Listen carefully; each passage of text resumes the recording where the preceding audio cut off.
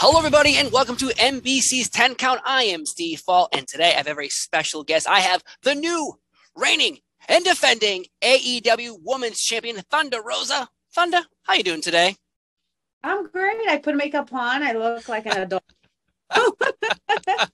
I showered. Wow! I'm a new T-shirt, like with this beauty that has blood all over. It's beautiful. Yeah.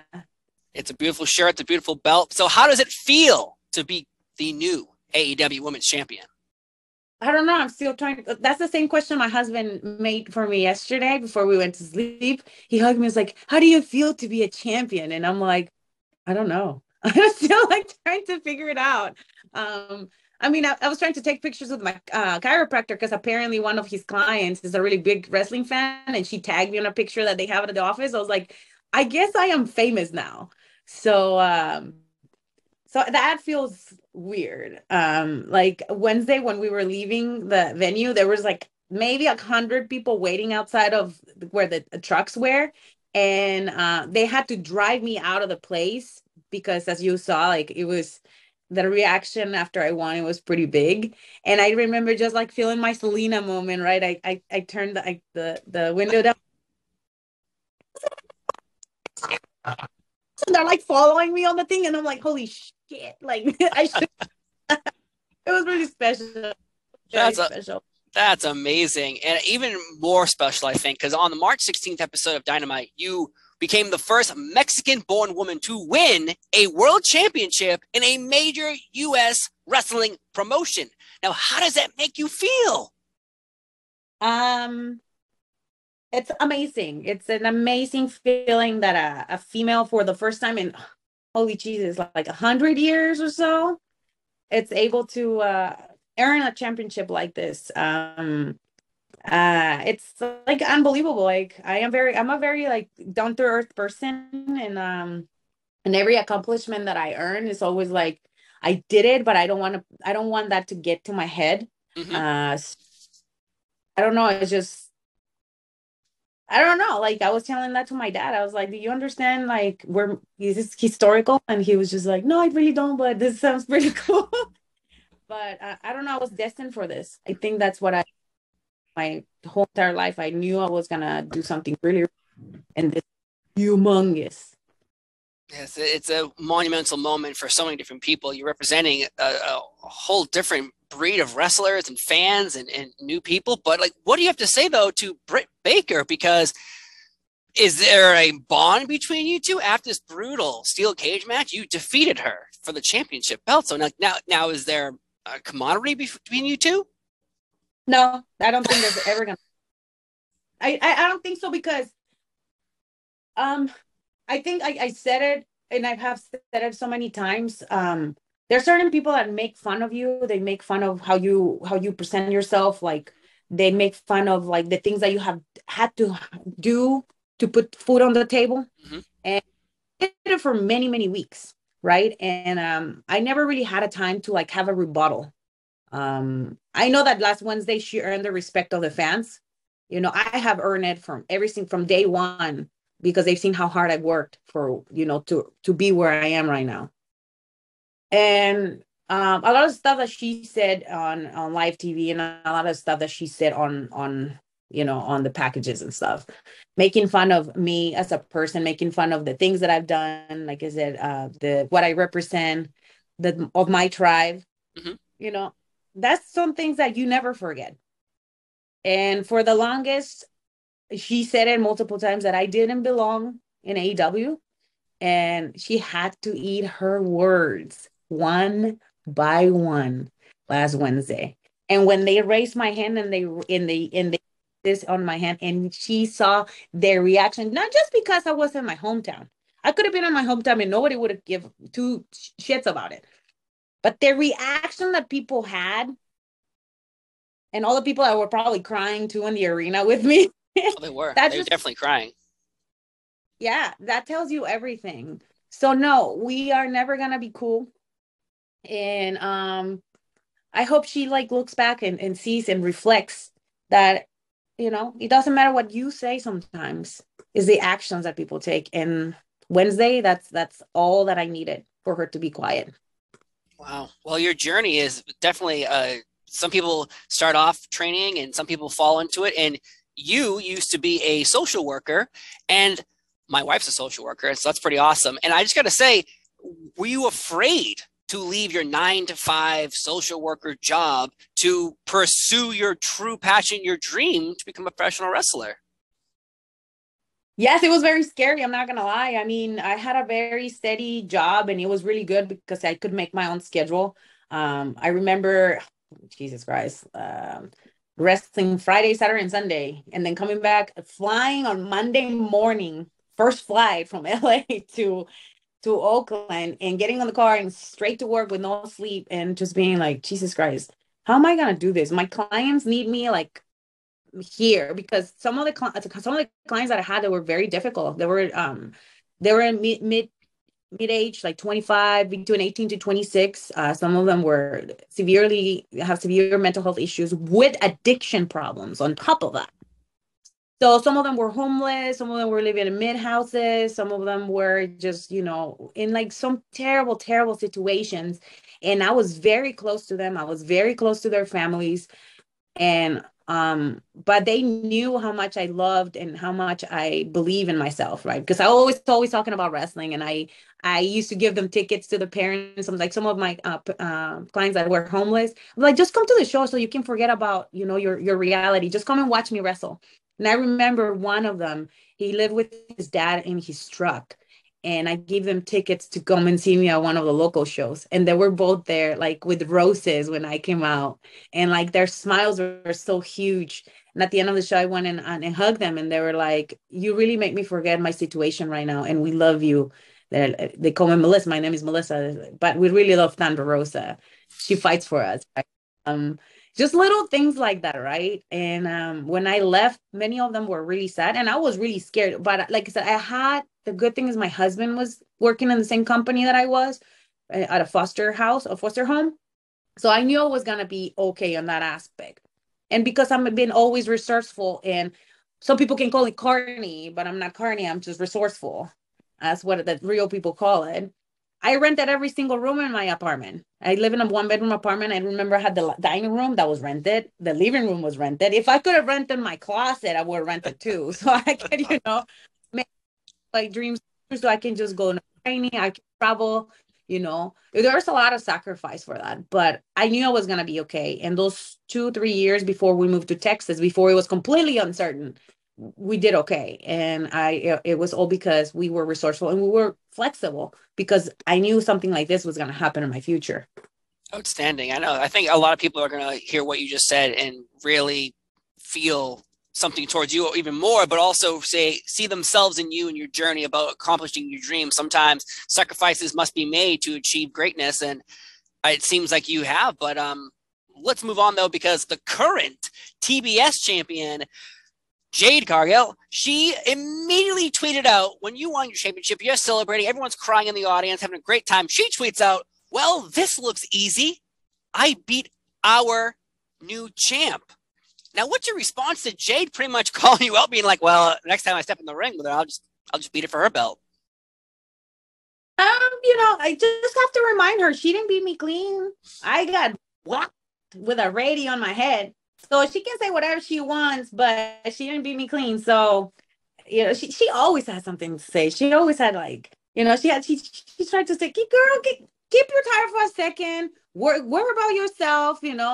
This is mine now. And if you have to beat me, I'm going to make sure, it's not going to be no like interruption or like anybody, doing somebody's work, because this time is going to be my time. So maybe you should be worried about me taking your title.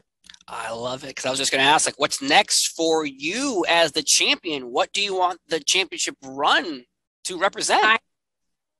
Fighting champion, if possible. I mean, when I defended the NWA women's title, I was during COVID times. I was defending. I think it is very important to bring something different to the table. And me as Thunder Rosa, who I can't stay still. I would love to do. I would love to if it's a possibility to take it to Japan defend it in Japan. If there's another possibility to go to my homeland, Mexico, I would love to defend it in Mexico. I think it will be really awesome.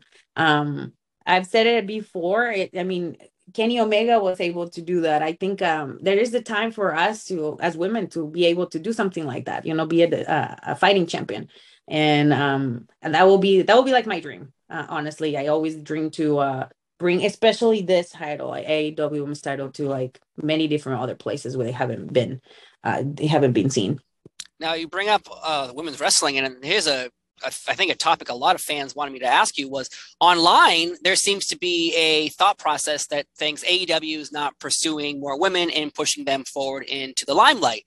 What do you have to say to that? Are the critics right or are the critics wrong? I mean, I always said that there is work to do, right? I personally have taken that into another level. You know that I run Mission Pro Wrestling, so I always try to bring ideas or new talent to the table. A lot of the girls that have worked at AEW have worked in my promotion before, and I mean, I think we're in the right path. Revolution, we had 3 women's matches instead of, so that's a big deal. We main evented on Wednesday. Yeah, people were complaining that we should have had 5 more minutes, but things are not going to be perfect all the time. It takes a while. And I think we are on the right path to do it. And there's a lot more than one storyline right now for women. And I don't think people are like saying anything about that. I mean, it takes, like I always thought, there's growing pains before things start working the way that should be working, right? But I think we all in the women's division right now are working very hard to sharpen our skills. That is in the ring, on our promos, on our presentation. So, like I said, as a champion, I will definitely will be a little bit more outspoken in terms of what we like to see for all the ladies in the locker room. But everybody's gonna criticize no matter what. I mean, this even on Wednesday, people were criticizing. Why it's so much blood? Why is it so much? Why are you so violent? Why is this that? It's like people are programmed a certain way, and they have been programmed for professional wrestling for decades a certain way because of how things have been handled before. Mm-hmm. I can tell you, I read about me bringing the mariachi, and they remember the Brock Lesnar making fun of Eddie Guerrero. Yeah. With that. And that hurts because they were making fun of my culture before. And on Wednesday, I represented our culture properly with honor and with respect. Because people were, oh, mariachi, fun. Like, let's make fun of Mexicans. No, I'm saying, it's the same with women. People used to make fun of us all the time. We used to be the popcorn match all the time because that was how people have been programmed for so long. Not anymore. Not anymore. We're working really, really hard, guys. You guys can criticize us all you want, but we're working really hard. And every single company, I feel, because we're changing things little by little. And I tell you, myself, I'm taking that to a next level. I run a women's promotion on purpose. So people can see we're not a popcorn match. Every single match is a banger, And I have one exhibition match, and that's the men's match. On purpose, So, like I said, give us time. It's gonna happen. Of course.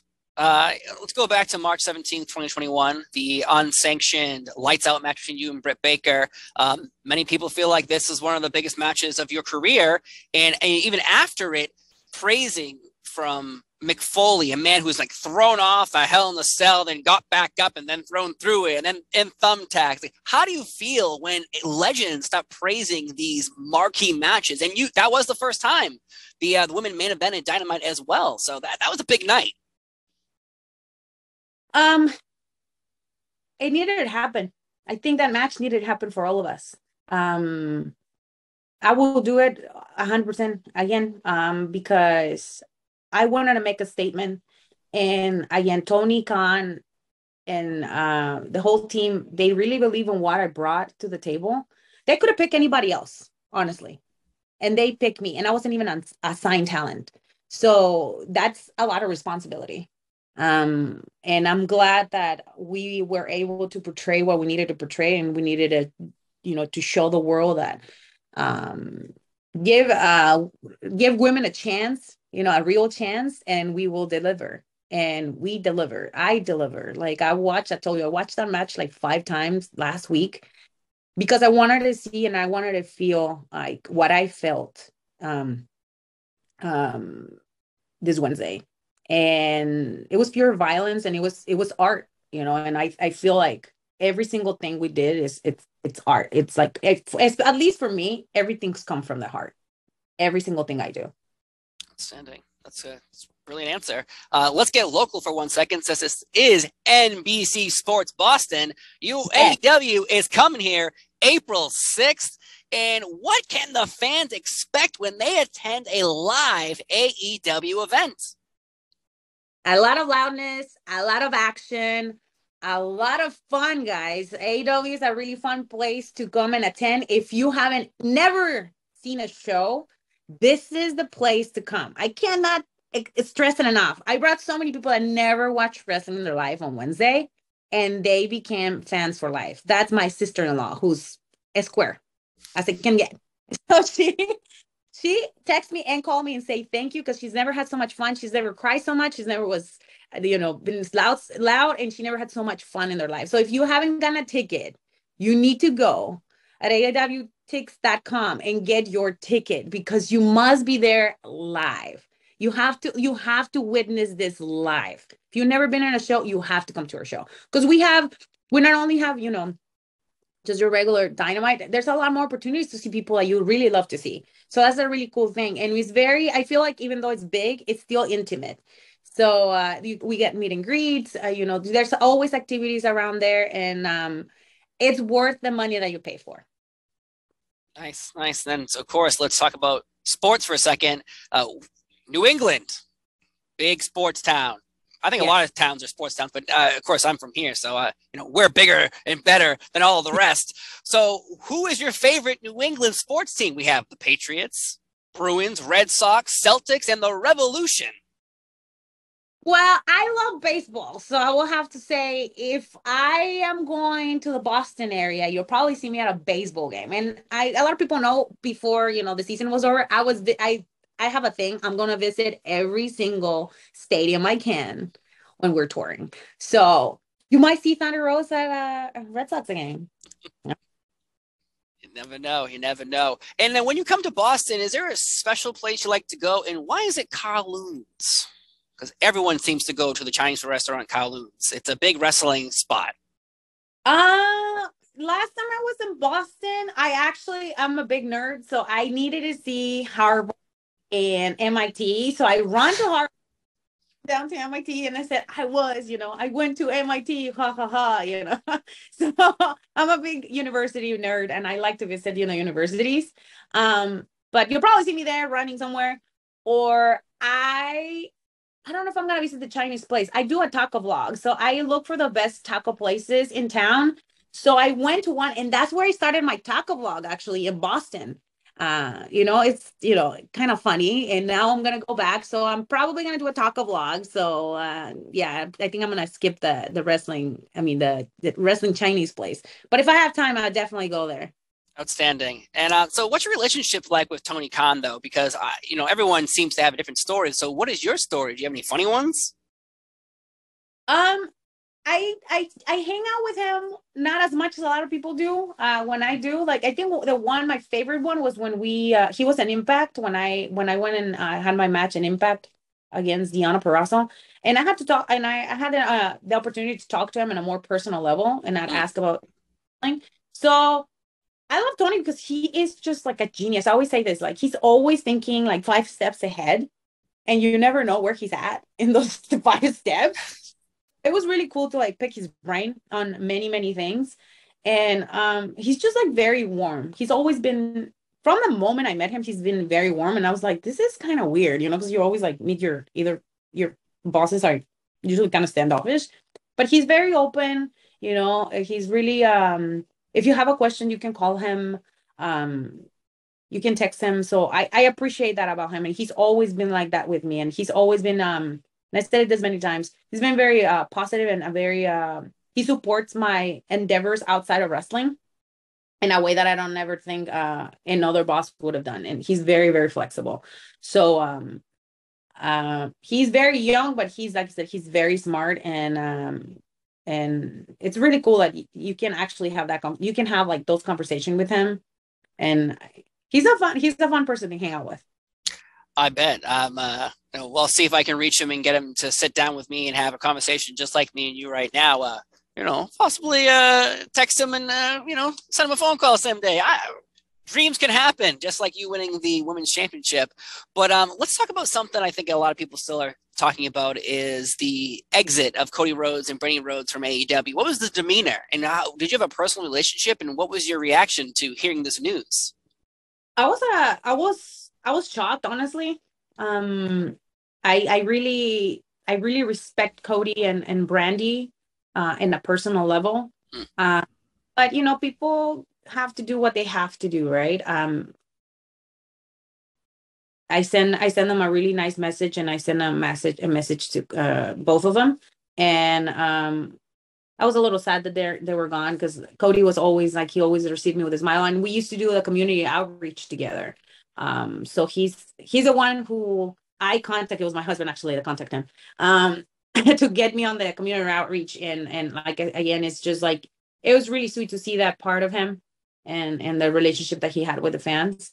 The same with Brandi. She always was like with heels, and she was always very active with that stuff. So I mean, when people leave, we have to, like, again, be flexible, and some people have to take roles that people left open for it. So I wish them nothing but the best, and for me, it was a pleasure to work with both of them. Definitely. Nice. We got two more questions. And what inspired you, though, to become a professional wrestler? Like, who got you into it? Who was your favorite growing up? I didn't watch wrestling when I was growing up. Okay. Actually. So I didn't really have like, oh my God, like this person like was very influential, and no, not at all. I was gonna say, whose voice was that? Who was just talking? That's my, like, I don't know. That's your I don't know what voice that was. Oh God, boy, I don't know what's going on. I didn't start watching wrestling. My first show that I ever attended was when I was 18. It was a lucha show in Tijuana.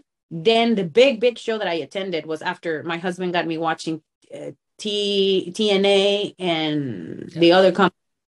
It was WrestleMania 25 in Houston. We actually traveled from Oakland to there. And I ended up, it took me like 10 years to pay that plane ticket because I was a student forever. But that was like the big show. And then honestly, like, what got me into wrestling was independent shows in the Bay Area. I used to go and travel for hours and hours with a bunch of other fans, and attending them for about a year. That's when I was like, all right, I get it. I love it. I think there's something special about this thing. And my husband was the one who was like, yeah, you should just go and do this tryout thing. And I was like, yeah, okay. So he encouraged me to skip work. So I did, and I got hooked. Outstanding. So final question, what's your goal for the rest of the year? My goal for the rest of the year, to elevate the women's division to another level.